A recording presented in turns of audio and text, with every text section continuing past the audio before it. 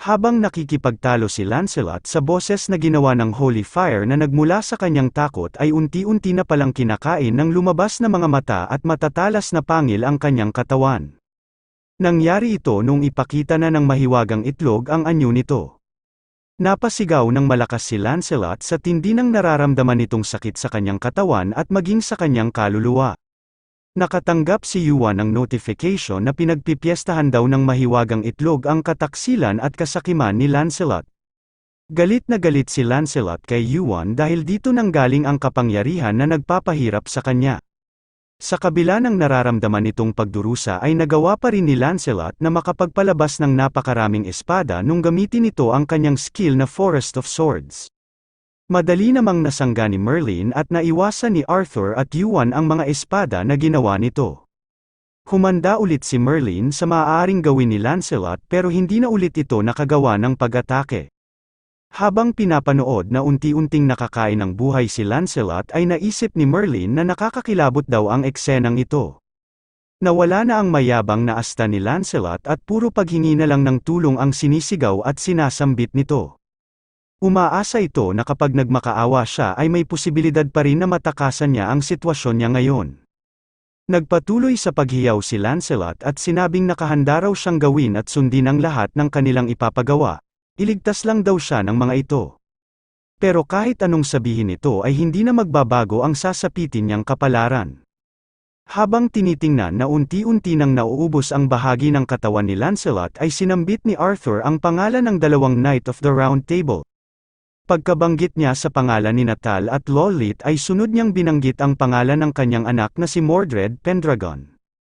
Nawala na ang kinakapitan na maliit na pag-asa ni Lancelot matapos niyang marinig ang mga salitang sinabi ni Arthur. Sinabi ni Arthur na ang mga pangalan daw na kanyang binanggit ay ang pinakadahilan kung bakit kailangan ng mamatay ni Lancelot. Pinagpatuloy ng mahiwagang itlog ang pagkain kay Lancelot hanggang sa isang mata na lang nito ang matira. Matapos ang ilang sandali ay naubos na ng tuluyan ang buong katawan ni Lancelot at doon ay nakatanggap si Yuan ng sunod-sunod na mga notification.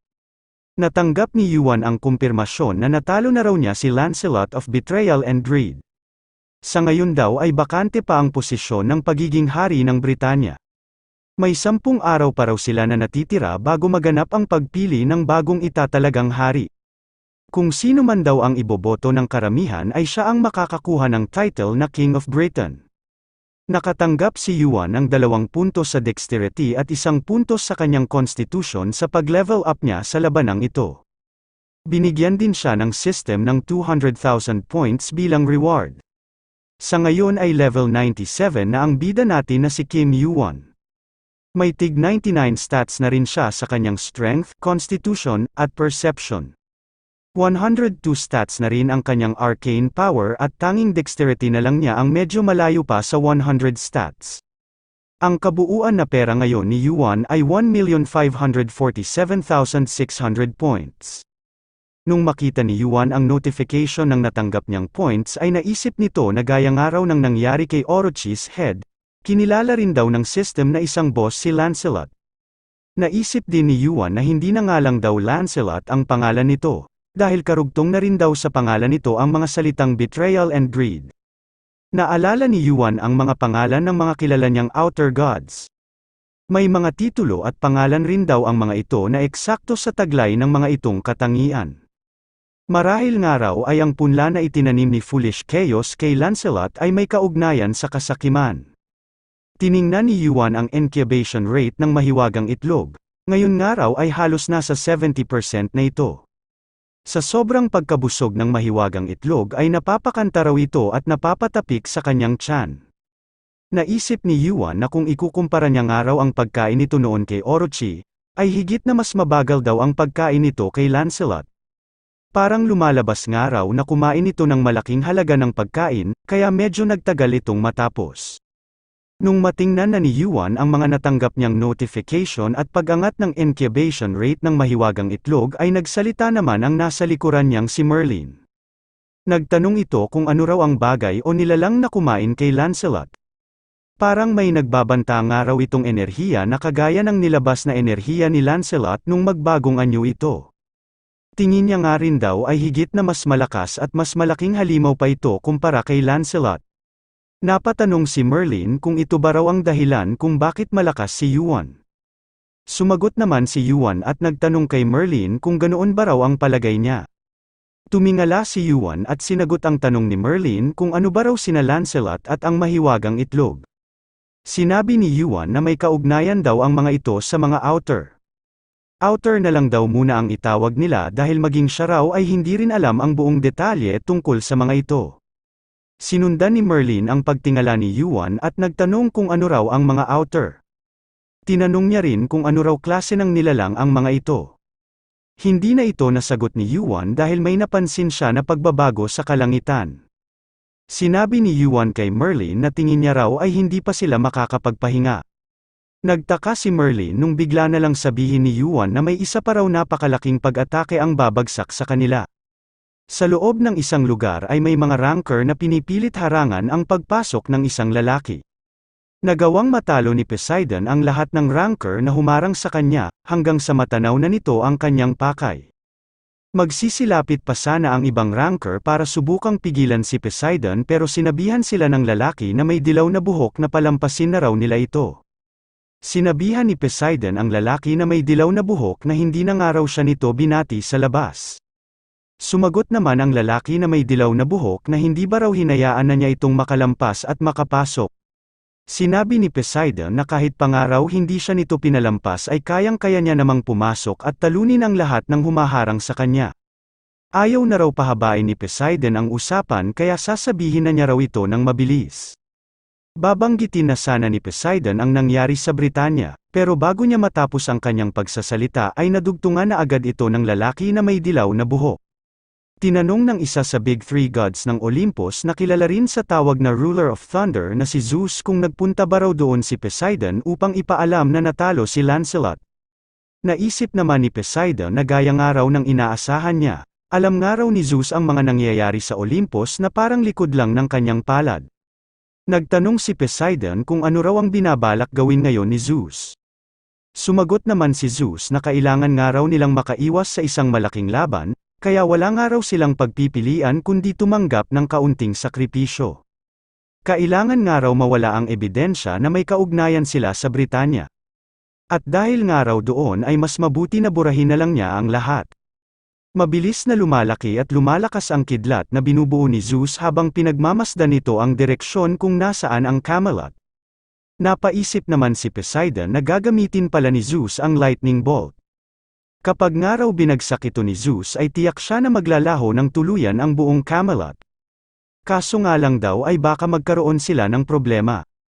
Sinabi ni Poseidon na hindi nga lang daw basta maghihintay at manunood ang administrator na gawin ito ni Zeus. Hindi naman inasahan ni Poseidon ang mga sunod na sinabi ni Zeus. Sinabi nito na nakausap na raw niya ang mga administrator. Pumayag nga raw ang mga ito pero isang atake lang daw ang pwede niyang gawin. Sa may Britanya naman ay nagtataka si Merlin sa sinabi sa kanya ni Yuan. Tinanong ni Merlin si Yuan kung ano raw ang ibig sabihin ng sinabi nito na may babagsak sa kanila na isang pag-atake. Sumagot naman si Yuan na naniniwala raw siya na gagawa na agad ng paggalaw ang Ruler of the Thunder na si Zeus.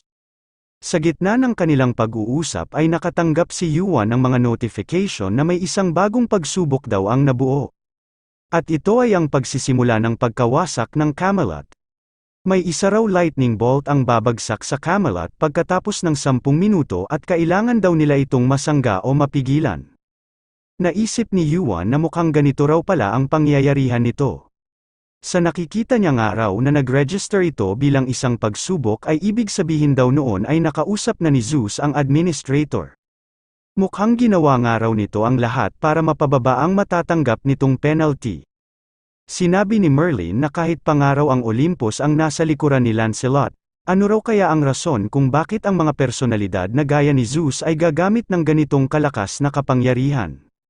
Hindi naman daw isang tanga si Zeus, kapag nga raw binura nito ang Camelot ay sigurado raw siya na makakatanggap ng matinding penalty ang Olympus. Kapag nga raw nangyari yon ay malalagay ang mga ito sa alanganin laban sa kalaban nilang guild na Asgard.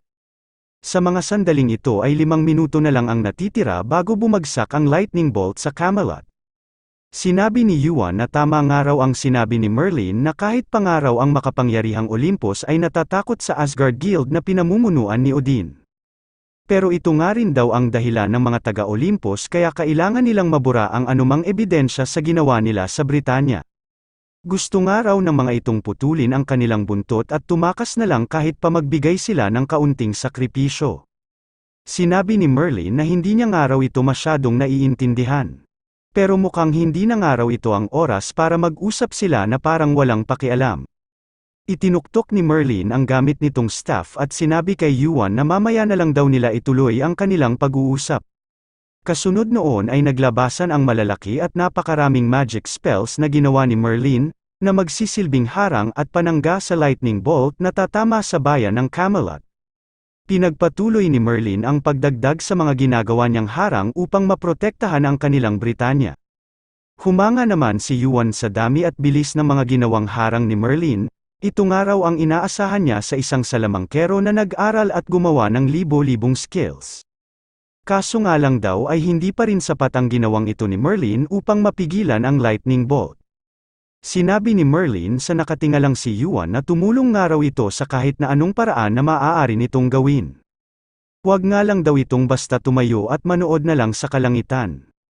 Sumagot naman si Yuan na hindi nga lang daw siya sa kalangitan nakatingin. Nakatanggap si Yuan ng notification na nagre-react at may nararamdaman daw ang kanyang Cinder Eyes. Ito nga raw ang mensahe na natanggap niya, ilang araw nung makarating siya sa Camelot. Bukod nga raw sa nasurpresa siya kung gaano siya nito kabilis na hanap, pero wala nga raw siyang kumpiyansa na umasta na parang hindi niya ito kilala. Kaya hindi niya na lang muna pinansin ang natanggap niyang mensahe. Naisip ni Yuan na sa mga oras na ito raw ay hindi niya na ito maaaring hindi pansinin. May 3 minuto na lang sila bago bumagsak sa Camelot ang lightning bolt. Gamit ang kanyang Cinder Eyes ay nagtanong si Yuan habang nakatingin sa mga ulap kung pinapanood ba raw siya nito. Humingi rin siya ng tulong sa tinitingnan niyang ito. Nakatanggap si Yuan ng notification na pinapanood daw siya ng The 12th Eye of the Great Sage Heaven's Equal. Kasunod noon ay may sumagot sa mga ulap at nagtanong kung bakit naman daw siya tutulong.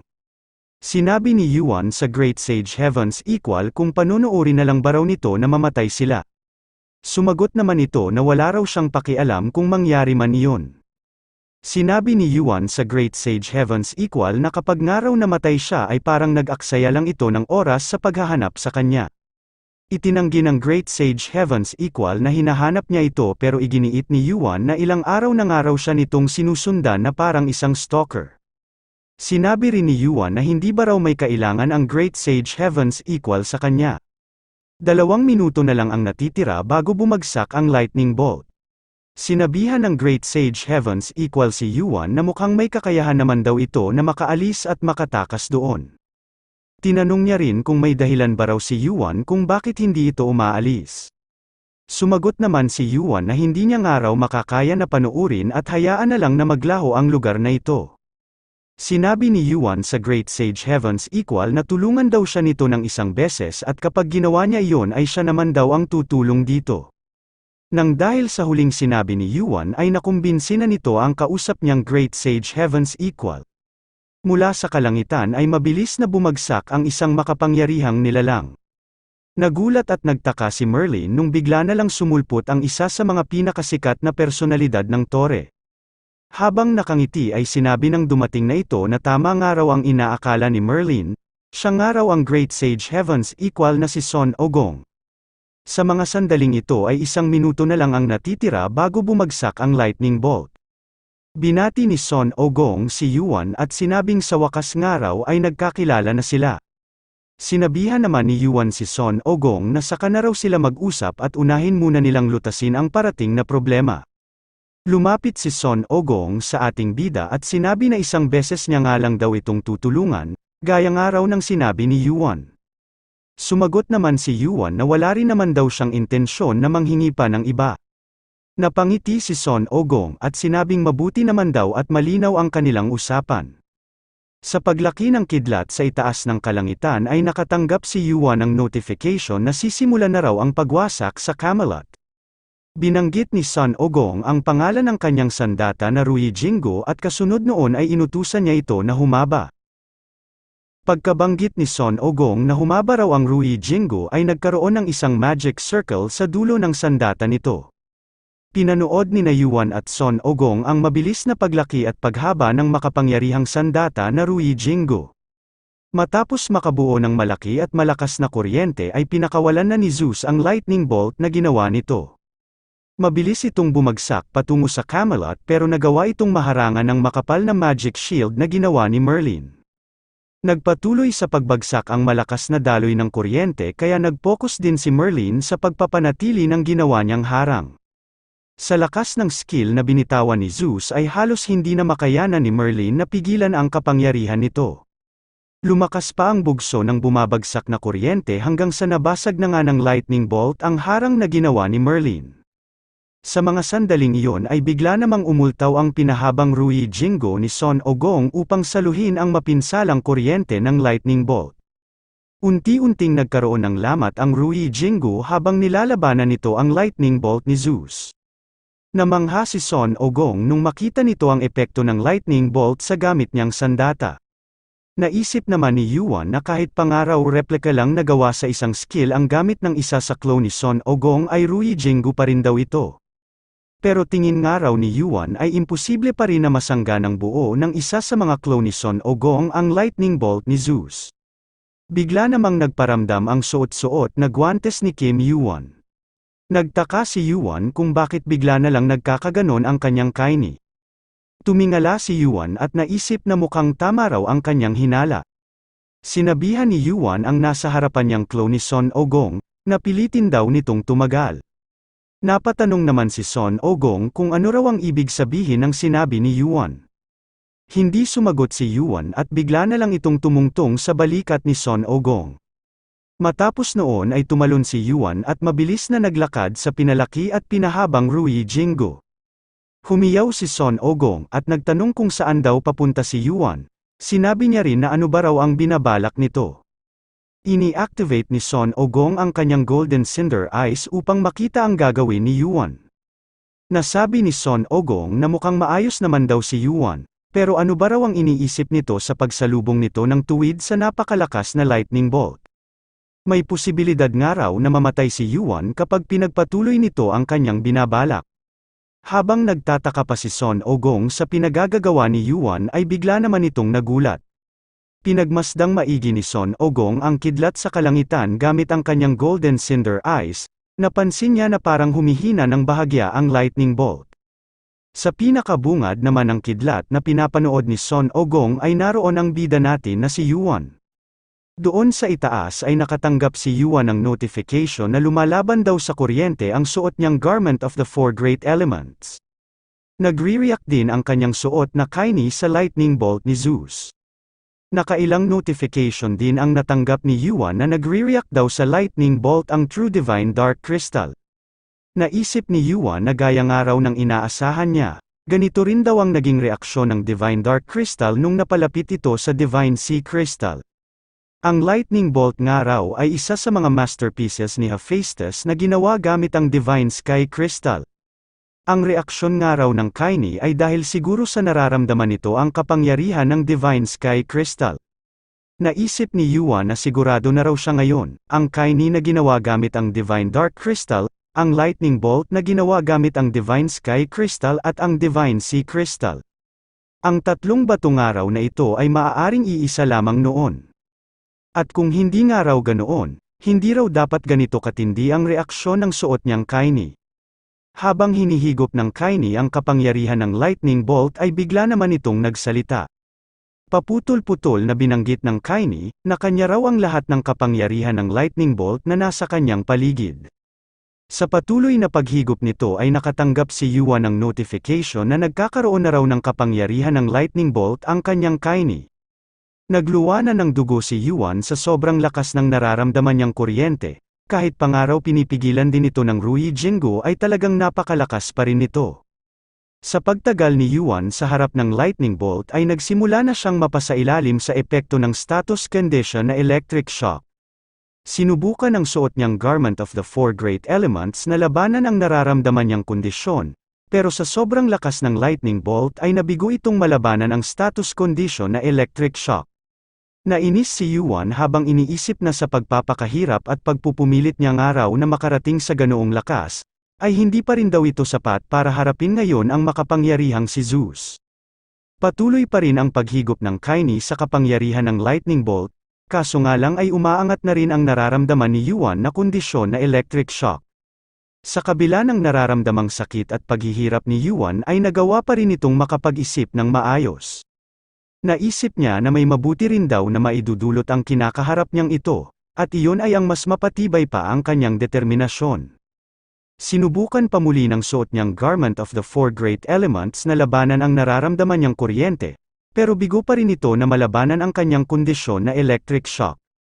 Nagpatuloy sa pag-angat ang kanyang status condition na electric shock.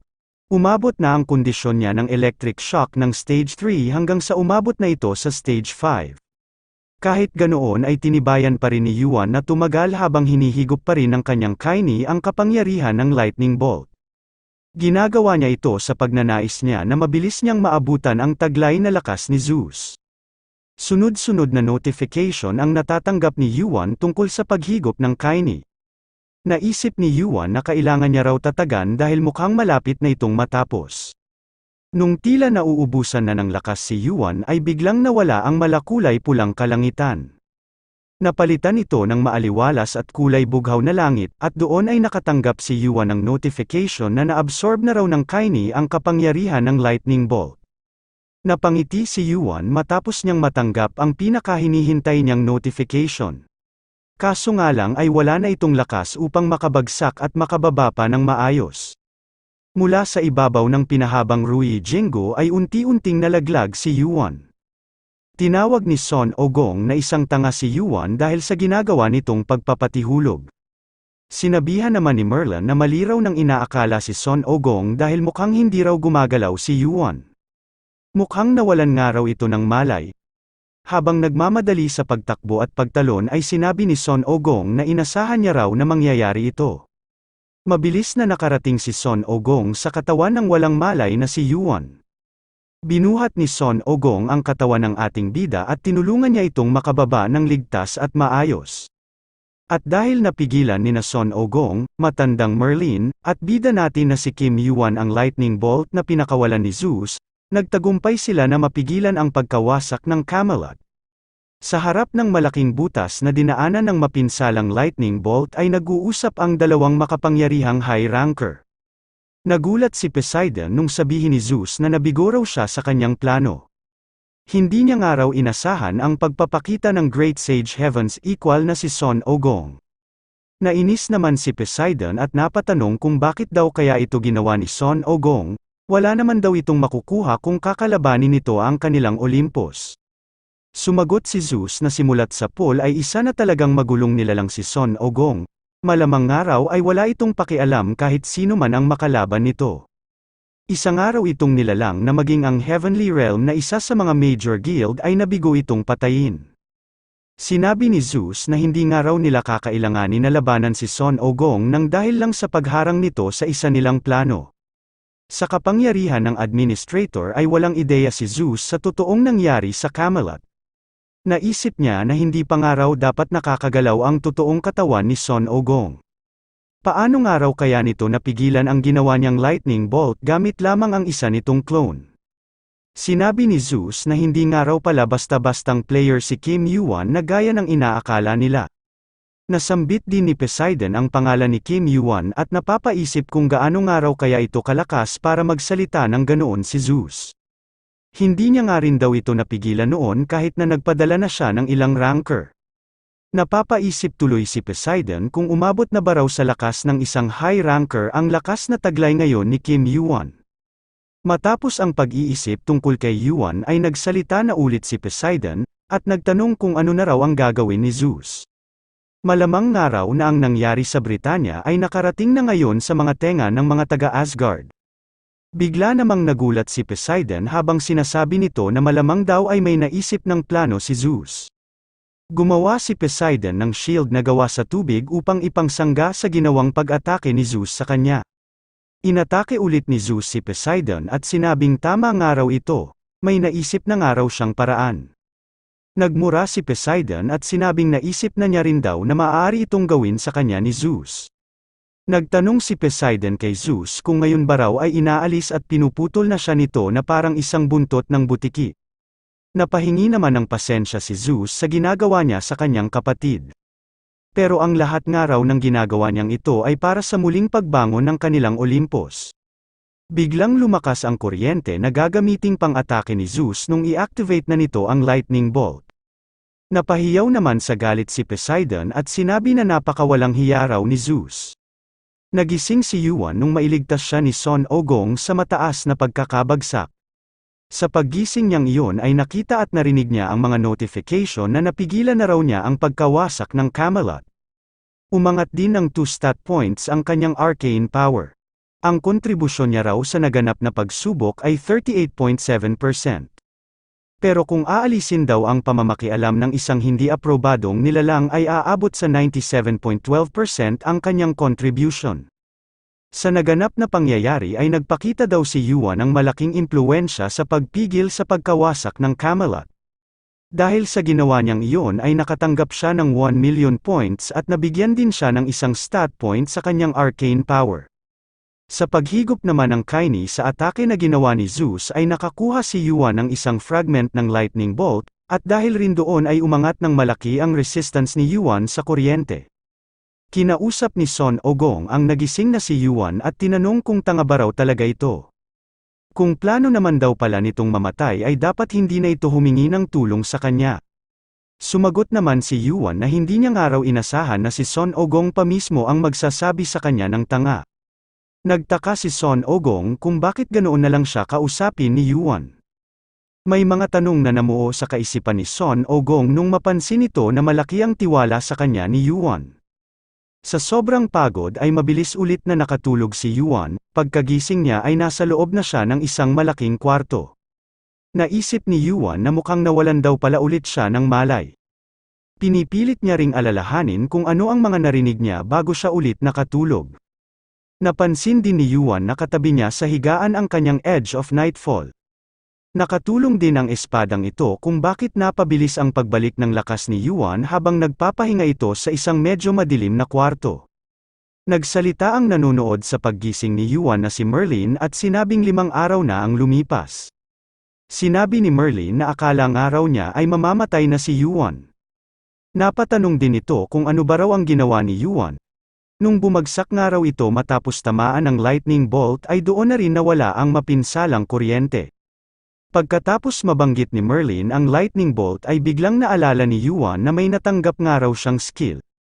Tiningnan ni Yuan ang suot niyang Kaini at ini-activate ang fragment of lightning bolt. Nagulat si Yuan at Merlin nang bigla na lang nagwala sa buong kwarto ang isang malakas at mapinsalang kidlat.